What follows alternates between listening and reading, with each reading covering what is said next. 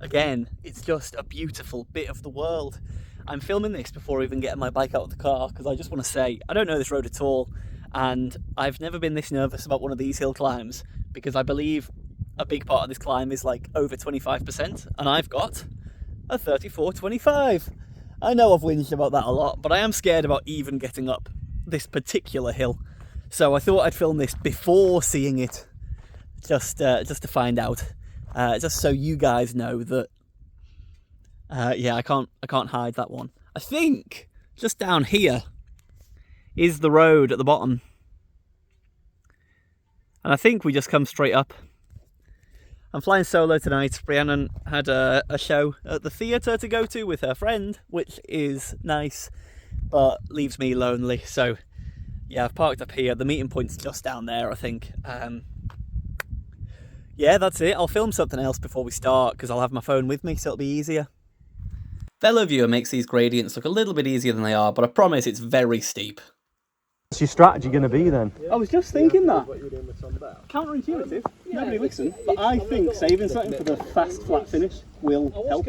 I don't know though, because surely it's not really, there's not, you can make more of an impact on the climb though, can't you?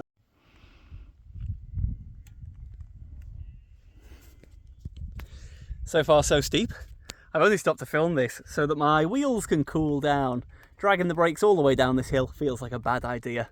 It's already glorious. I'm buzzing. It looks amazing.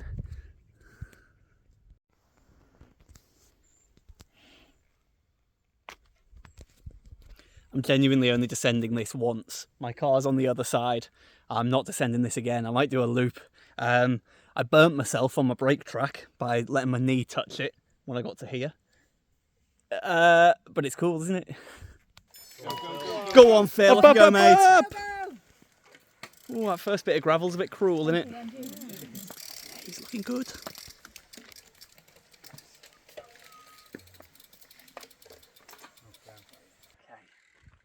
Okay.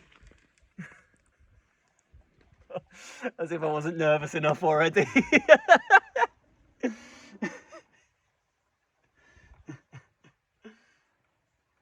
10 seconds. 5, 4, 3, 2, 1. Go on, Nick.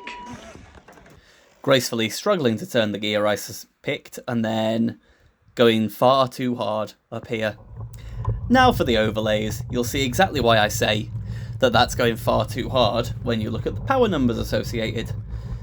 So I wanted to get up to speed quickly. I didn't really know what gear to pick. Obviously I went a little bit too hard, thinking, well, I can click down the gears when it gets steep, but I have to do so early. It gets steep really quickly, as you can see here. Now, whatever, whether it's 27% truly, or some places claim it's up to 30 here, over 15% in a race is just very, very hard, and I'm comfortable saying we're around the 20% gradient.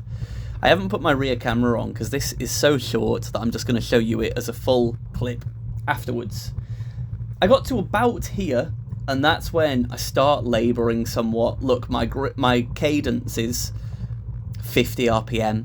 Now, something that used to annoy me a lot on this channel is I would put myself doing hill climbs, and people would be like, oh, how are your knees going to survive that cadence? And it wound me up no end. You know, everyone has their own preferred cadence, but when I'm doing this level of hard effort, I would rather be 60 to 70. I can do that relatively comfortably.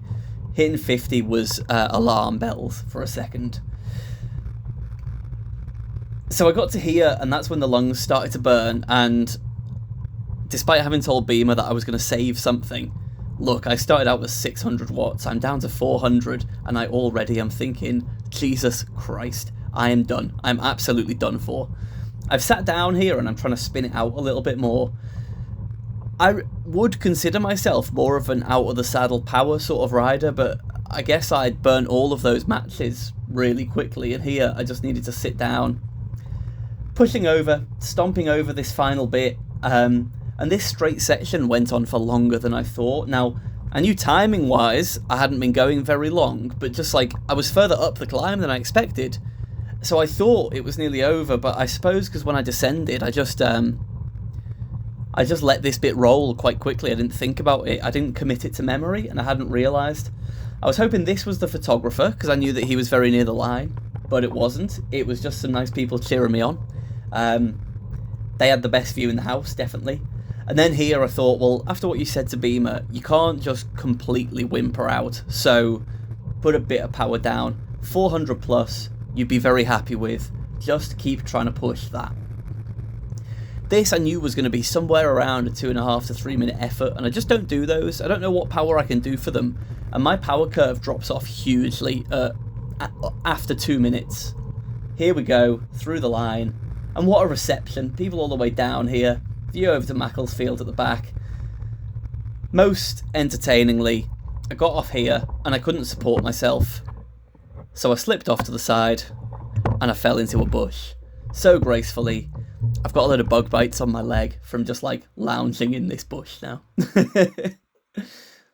Okay, the unfortunate, unflattering view for the volunteer as I get pushed off. You see Beamer filming me, and I think this view is better. I didn't want to relegate it to only a quarter of the picture, and you have to look twice.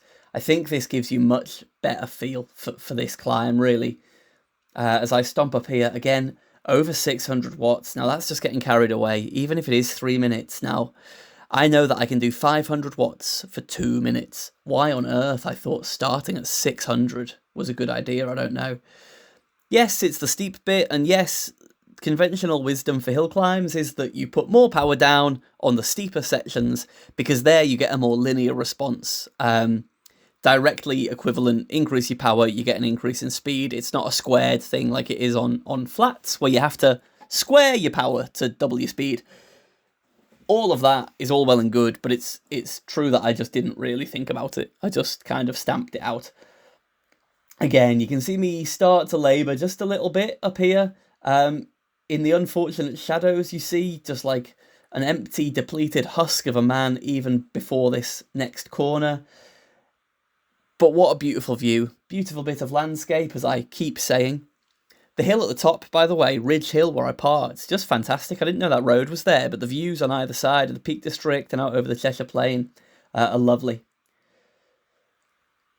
So, just as a point of order, next week will be my last of these hill climb series for, I think, 4 weeks, because I'm going to Canada, which is great. I won't be cycling, but yeah, it'll be fun to do my last one. Bid adieu to everyone. And then we'll see what I do. I'm not riding my bike at all in Canada. Unashamedly, I'm going to lose a load of fitness and I'm going to enjoy my holiday. That's as it should be. So I don't know how my performances will be when I get back. There's those guys again cheering me on. I think you get a better perspective of how steep this climb is, and I do love the steep ones. I really did struggle. I got that like sore esophagus from breathing so heavily. So back to what I was saying about the 3 minute power. It's a spoiler, but I averaged 466 watts for these almost 3 minutes. And that is significantly a power PB, but really because I've never done an effort like this. This, for nationals, is probably the most representative climb we could have done. That's how Beamer sold it, and he's quite right. It's really very similar to the nationals course this year. So you'll see from my results this week, I do not stand a shot of doing particularly well at nationals, but it's good to know I can do an adequate sort of effort. So I went off far too hard, 460-ish watts, and I came fourth as always. Well done to everyone. Those who beat me, those who didn't. See you all next week.